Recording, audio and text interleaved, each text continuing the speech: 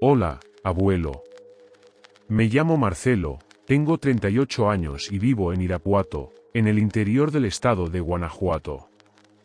Quiero compartir una historia muy extraña que me contó un amigo de toda la vida. Su nombre es Rafael. Hoy él tiene 39 años, pero lo que vivió ocurrió cuando apenas tenía 20. Decidí contar este relato después de ver algunos vídeos con historias parecidas, lo cual me hizo recordar ese hecho increíble que Rafael siempre sostuvo que le pasó. A pesar de los años que han pasado, parece que una sombra todavía pesa sobre la mente de mi viejo amigo. Antes de enviar este relato, hablé con él. Me dio su autorización para contarlo y hasta me ayudó a recordarlo con todos los detalles posibles. Y debo confesar que, aunque ya conocía la historia, escucharla nuevamente de su propia boca la volvió aún más impresionante. Pero bueno, vamos al grano. Voy a contar lo que pasó. Yo nací y crecí en San Miguel de Allende. Conocí a Rafael en la secundaria y nos volvimos muy buenos amigos. En aquella época él siempre fue un chavo alegre, divertido, pero a veces yo notaba que había algo oscuro en él, algo que lo volvía callado y pensativo. Con el tiempo, entendí que eso tenía que ver con su relación con el papá, don Norberto. Él era de esos hombres duros, cerrados, que no hablaban mucho con su hijo. Además, cargaba con un problema más serio, el alcoholismo. Me enteré de eso una vez que fui a su casa y los vi discutir feo, ahí frente a mí. No se agarraron a golpes solo porque yo estaba presente. Pero las cosas se pusieron mucho peor cuando falleció la mamá de Rafael. A partir de entonces quedaron solo ellos dos, y los problemas no tardaron en desbordarse. Los dos batallaban con el duelo, pero el señor Norberto ahogaba su dolor en el alcohol. Rafael, en cambio, se enfocó en estudiar y buscaba una forma de largarse del pueblo apenas tuviera edad suficiente. Sin embargo, las cosas no salieron como él esperaba. Con el tiempo, nos fuimos distanciando un poco, sobre todo porque mi familia se mudó a Irapuato. Cada quien siguió con su vida, aunque de vez en cuando Rafael venía a pasar el fin de semana en mi casa y nos poníamos al tanto. Pasaron unos años, y cuando yo tenía 25, decidí ir a San Miguel a visitar unos parientes. Aproveché para buscar a Rafael y ver cómo andaba. Lo encontré más maduro, más tranquilo, pero con una mirada preocupada y triste. Solo era un año mayor que yo, pero se veía como si tuviera 10 más. Su cara ya parecía la de alguien que había cargado con muchas cosas pesadas. Nos sentamos a recordar cosas chidas de la adolescencia, pero en cierto momento me soltó algo que me dejó helado, una historia que me hizo cuestionar muchas de mis creencias. Y eso es justamente lo que voy a contar aquí, tal como él me lo relató en aquel entonces. Según me dijo, después de terminar la prepa empezó a trabajar con su papá en unos abarrotes que era propiedad de la familia. Él no quería hacerlo, pero no tenía opción. Si dejaba todo en manos de su papá, seguro habrían tenido que cerrar, porque el viejo cada vez estaba peor con la bebida. A pesar del trabajo, Rafael seguía estudiando y buscaba la forma de largarse de allí, aunque eso implicara que su papá terminara arruinando su propia vida. Estaba tomando un curso técnico en las noches, así que, muchas veces, después de cerrar la tienda, ni siquiera pasaba por su casa, se iba directo a la casa de su novia algunos días a la semana, ya que la convivencia con don Norberto se había vuelto insoportable. El negocio que el papá había montado no era muy grande, pero era bastante concurrido en el barrio. Muchos ya sabían que ellos tenían broncas, aunque intentaban mantener las apariencias. Sin embargo, don Norberto ya era bien conocido en las cantinas de la zona. Llegó un punto en que solo Rafael se hacía cargo del negocio. El viejo empezaba a tomar desde temprano y ni siquiera se presentaba a trabajar. A veces se encerraba todo el día en su cuarto, otras se salía a pistear y no volvía hasta el día siguiente, todo sucio, como si hubiera dormido en la calle. Rafael me contó que hubo cosas peores. Hubo una vez que su papá estuvo 2 días sin aparecer, sin avisar. Regresó apestando a orines, sucio, diciendo que no recordaba absolutamente nada de lo que había pasado. Todo estaba yéndose al carajo. Pero el punto más bajo fue un día que sonó el teléfono. Rafael contestó y le dijeron que su papá estaba hospitalizado por múltiples heridas. Según lo que él mismo dijo, lo último que recordaba era haberse metido en bronca en una cantina, y después, nada. Solo sabía que había despertado en el hospital, conectado al suero, con cortes y golpes en los brazos y las piernas. Nadie se sorprendió mucho, ni siquiera Rafael. Con el historial que tenía el señor, ya era de esperarse. Pero esta vez, las cosas comenzaron a escalar a otro nivel. En vez de mejorar, don Norberto empezó a desaparecer aún más seguido. Se iba diciendo que iba a beber y regresaba 1 o 2 días después, como si nada. Y fue justo durante ese periodo cuando comenzaron a reportarse ataques a animales en ranchos y ejidos de la zona. Algunos decían que era una yaguarundí, otros hablaban de un lobo silvestre, y, claro, no faltaban las versiones más extrañas, que era un nahual o incluso un hombre lobo. Muchos se burlaban, pero para quienes vivían en esas zonas alejadas, no era cosa de risa. Había miedo real. Y entonces vino la noche en la que toda la verdad le fue revelada a Rafael. La casa de la novia estaba en una zona algo alejada, prácticamente una región de ranchos y terrenos amplios. Como Rafael iba saliendo del curso nocturno, el trayecto era más corto, pero tenía que pasar por un camino de terracería que llevaba hasta la casa de ella. Él decía que ese camino era bastante tranquilo y que lo conocía muy bien. No había riesgo de asaltos ni nada por el estilo. Lo único era que estaba rodeado de monte, con terrenos baldíos y pastizales por todos lados. Había algunas casas en el trayecto, pero bastante separadas entre sí. Rafael solía ir en moto, pero como esa noche fue algo decidido a última hora, se fue a pie, dejando la moto en casa. Salió del curso como a las 10 de la noche y se fue directo. Serían unos 30 minutos caminando. La noche estaba clara, cielo abierto, y gracias a la luna llena buena parte del trayecto iba iluminado. Rafael siempre caminaba con sus audífonos puestos. Decía que la música era una de las pocas cosas que lo calmaban y le traían paz. Iba avanzando tranquilamente cuando, de la nada, notó que algo se movía entre unos matorrales cerca del camino. Fue entonces que un perro salió corriendo como alma que lleva el diablo, cruzó la terracería y se perdió en el monte del otro lado. Del susto, Rafael se detuvo y se quitó los audífonos. Incluso se rió un poco por haberse espantado, pero la risa duró poco. Enseguida, escuchó un sonido grave, un gruñido, proveniente del mismo lugar de donde había salido el perro. Todavía podía oír los ladridos del perro alejándose, pero el gruñido se hacía cada vez más fuerte y cercano, como si algo estuviera avanzando hacia él.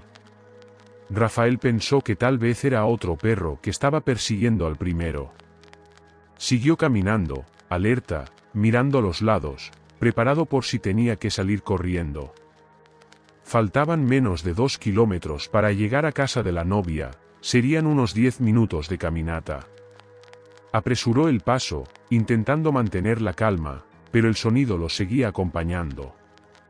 El gruñido era cada vez más claro, ahora mezclado con una respiración pesada. Se detuvo otra vez y miró alrededor. Antes de seguir, no olvides suscribirte si no lo has hecho. Y compartir este contenido para llegar a más personas. Y visitar nuestra tienda. Sigamos. Fue entonces que vio algo. Un animal cruzó velozmente a su lado y se escondió detrás de un árbol en la orilla del camino. Dijo que apenas lo vio de reojo, pero era enorme. Pensó que podría tratarse de una yaguarundí, porque era mucho más grande que un coyote. Además, con todos esos rumores de animales atacados por la región, era fácil pensar eso. Pero lo que estaba por descubrir era algo mucho peor. Rafael decidió comenzar a correr por la terracería.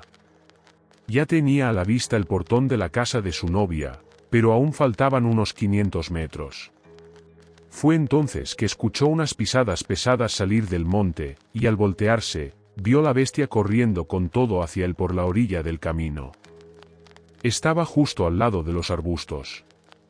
Corría encorvada, pero en dos patas. No se movía como un perro. Por su tamaño y forma, parecía más bien un oso, algo inmenso y pesadísimo. Rafael no se quedó a mirar. Se giró, aventó la mochila al monte y echó a correr con todas sus fuerzas. El camino estaba maltratado, lleno de hoyos, así que además de huir de aquella cosa, tenía que esquivar los baches para no caerse. Iba gritando desesperadamente, tratando de que su novia escuchara y saliera a abrir el portón. Pero no le dio tiempo. Abuelo, me contó que sintió un golpe brutal en la espalda, que lo hizo perder el equilibrio y caer por un barranco pequeño a la orilla del camino. El impacto fue tan fuerte que rodó unos 4 metros cuesta abajo. Aturdido por la caída, se dio la vuelta y trató de levantarse, pero entonces sintió un peso enorme sobre su pierna. Y fue ahí que lo vio. De frente. A centímetros. La criatura estaba encima de él, sujetándole la pierna con una garra enorme y lo observaba con una mirada tan salvaje que Rafael comenzó a gritar como loco y a forcejear. La bestia se agitó y apretó su pantorrilla con fuerza, haciéndolo gritar de dolor. Pero entonces ocurrió algo inesperado. En el momento en que Rafael logró girarse y ver bien a la criatura, ésta lo miró fijamente, y sus expresiones cambiaron. Fue como si lo reconociera. La bestia retiró el rostro deforme, cambió el gesto salvaje por uno más contenido, y sin decir nada, soltó su pierna y retrocedió, como un perro asustado. Cayó en 4 patas y corrió de regreso al monte, desapareciendo entre los árboles. Rafael alcanzó a oír algunos gruñidos y chillidos, y después, silencio absoluto. Rafael estaba en shock total, con la pierna doliéndole muchísimo. Pero como pudo, se puso de pie y fue cojeando hasta el portón. Su novia ya estaba afuera esperándolo, y al verlo todo sucio y herido, corrió desesperada a ayudarlo a entrar. Su pantalón estaba rasgado a la altura de donde la bestia lo había sujetado. Tenía rasguños, sangre y la piel muy inflamada por la fuerza con que lo habían agarrado. El papá de su novia lo llevó de inmediato al hospital. Por suerte no tenía heridas graves ni cortadas profundas, pero el hueso de la pierna estaba fisurado, así que le colocaron una férula y lo vendaron. Le pusieron algunas vacunas y lo dejaron ir. Rafael contó lo ocurrido a su novia y a su suegro. Ellos le creyeron a medias. Pensaron que probablemente había sido una yaguarundí o algo parecido. Como no tenía heridas de gravedad, no quisieron hacer un escándalo. Camino de regreso, pasaron por el mismo lugar para recoger la mochila que Rafael había lanzado al monte. Y aunque estaba muerto de cansancio, esa noche no pegó un ojo. Al día siguiente, Rafael llamó a su padre. Al día siguiente, Rafael trató de llamar a su papá para que fuera por él, ya que seguía con mucho dolor en la pierna y no podía caminar bien. Pero nunca le respondió. Fue entonces que el papá de su novia, con toda la disposición del mundo, se ofreció a llevarlo de vuelta a casa. Cuando llegaron, Rafael notó algo raro, la tienda seguía cerrada, lo cual no era nada normal, ya que aunque su papá estuviera crudo o desvelado, siempre la abría religiosamente a las 8 de la mañana. Le agradeció la ayuda a su suegro y entró en casa. Y lo que vio lo dejó en shock. Los muebles, las sillas, todo estaba tirado por el suelo. Asustado por la escena, empezó a gritar por su papá, pero no hubo respuesta. Entonces se dirigió al cuarto de él. La puerta estaba abierta, lo cual también era extraño. Al entrar, se dio cuenta de que la cama estaba revuelta, el closet abierto y faltaba ropa. El suelo estaba lleno de tierra, Había ropa sucia por todos lados y se notaban huellas de zapatos embarrados marcadas sobre el piso. Sin entender nada, Rafael notó que había un papel arrugado encima de la cama. Lo tomó y leyó lo único que decía: «Perdóname». Eso fue todo. Abuelo, el papá de Rafael desapareció sin dejar rastro. Intentó rastrear su paradero. Buscó movimientos de tarjeta de crédito y débito, pero no había nada. El último retiro que hizo fue el mismo día en que desapareció. Y desde entonces, ni una señal. Rafael me confesó que su vida se vino abajo. Tuvo que hacerse cargo del negocio familiar y al mismo tiempo lidiar con el trauma de lo que había vivido. Con el paso de los días, muchas cosas empezaron a hacer sentido en su cabeza. El comportamiento extraño de su papá, las desapariciones, los ataques en la región. Y, sobre todo, la forma en que esa criatura actuó al verlo aquella noche. Rafael llegó a una sola conclusión. La bestia era su propio padre. Y eso explicaba por qué lo dejó con vida. Y por qué desapareció justo después. Mira, abuelo, yo te juro que esta historia me dejó sin palabras. Me quedé callado como media hora mientras él me contaba todo. Y aunque jamás pensé que diría esto, le creo cada palabra. Me mostró los movimientos del banco, el retiro que hizo su papá el día que desapareció, y también las cicatrices que todavía tiene en la pierna por los arañazos de la criatura. Yo nunca he sido de creer en estas cosas. Jamás he visto nada parecido con mis propios ojos. Pero después de este relato, empecé a creer, y a rezar para nunca tener que pasar por algo así. No puedo ni imaginar lo que siente Rafael, al saber que su papá fue un hombre lobo, una bestia que tal vez mató a varias personas, pero que, al mismo tiempo, tuvo la conciencia suficiente como para no matar a su propio hijo. Me dejó con los pelos de punta, y con una mezcla de compasión y horror. Porque si lo piensas bien, ¿cómo debe sentirse alguien al descubrir que su padre era un monstruo? ¿Y cómo debió sentirse ese padre, al darse cuenta que estuvo a punto de matar a su propio hijo? Y bueno, esa es solo mi opinión, abuelo. ¿Y qué piensa usted, manada? Vamos por un segundo relato. Desde muy joven, nunca fui una persona religiosa, y mucho menos supersticiosa. Aunque cuando era niño, mi madre siempre me llevaba a misa los domingos. Sin embargo, todo cambió en 1989, cuando tuve una experiencia terrible en un Viernes Santo lluvioso. En esa época vivía con mi esposa y mis 2 hijos en la ciudad del Refugio, en el estado de Veracruz. Me ganaba la vida fabricando muebles sencillos con una motosierra, hacía mesas y bancos rústicos usando troncos de árboles. Siempre había alguien recomendándome algún trabajo extra para completar el ingreso familiar. Por recomendación de un amigo, conseguí un empleo como vigilante nocturno en la garita de una constructora. El lugar tenía camiones, maquinaria pesada, carros, además del despacho del patrón, una cocina, un pequeño taller y dormitorios para trabajadores foráneos. Mi turno comenzaba siempre a las 7 de la noche. El vigilante del día me daba instrucciones, yo firmaba el registro, y a partir de ahí me quedaba a cargo. La mayoría de las veces el patrón ya se había ido cuando yo llegaba, pero en ocasiones todavía lo encontraba trabajando. A las 8 de la noche ya solo quedábamos yo, algún trabajador en el dormitorio, y un perro llamado Marroncito. Mi puesto estaba en una garita de cristal con puerta de madera, desde la que se podía ver la avenida. Para pasar el tiempo, llevaba un radio y a veces conversaba con los trabajadores hasta entrada la noche. Hacía rondas a las 10 de la noche y otra a las 2 de la madrugada. Después de eso, me recostaba un rato hasta que amaneciera. Era un trabajo tranquilo. Nunca hubo intentos de robo, hasta esa noche maldita. Antes de contar lo que pasó, necesito mencionar algo importante. Esa Semana Santa, mi esposa y yo habíamos tenido una fuerte pelea.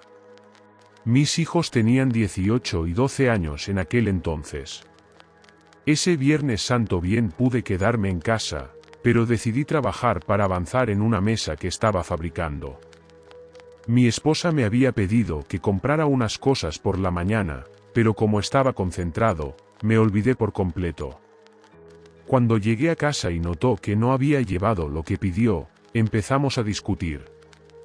La pelea fue subiendo de tono. Yo, ya desesperado, le grité. ¿Por qué no te vas al diablo? Nomás sabes reclamar y amargarme la vida. Después de eso empezamos a lanzarnos insultos más fuertes. Me metí a bañar, y salí de casa alrededor de las 5:30 de la tarde. Preferí pasar la noche en el trabajo para evitar seguir discutiendo.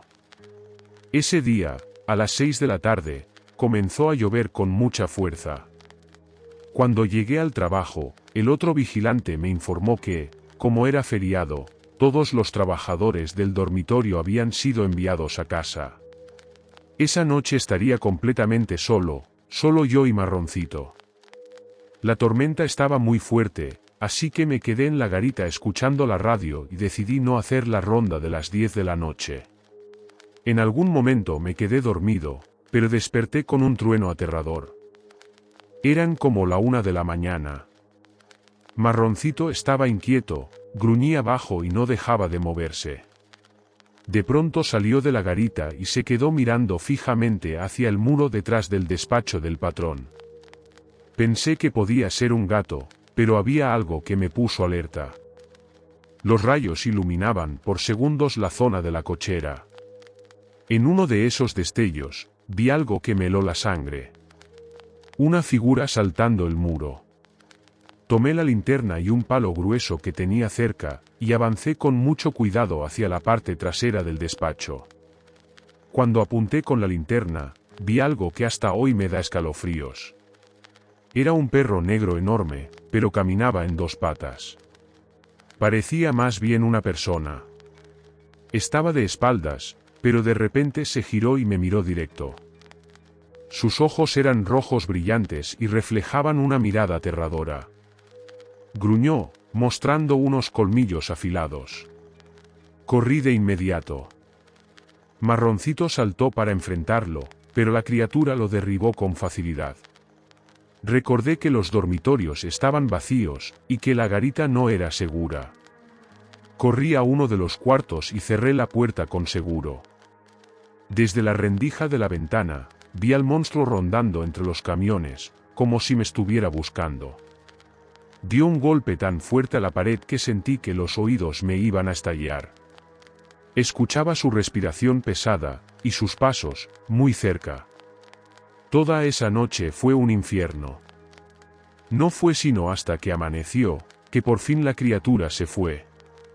Salí del dormitorio, llamé a Marroncito, pero no respondió.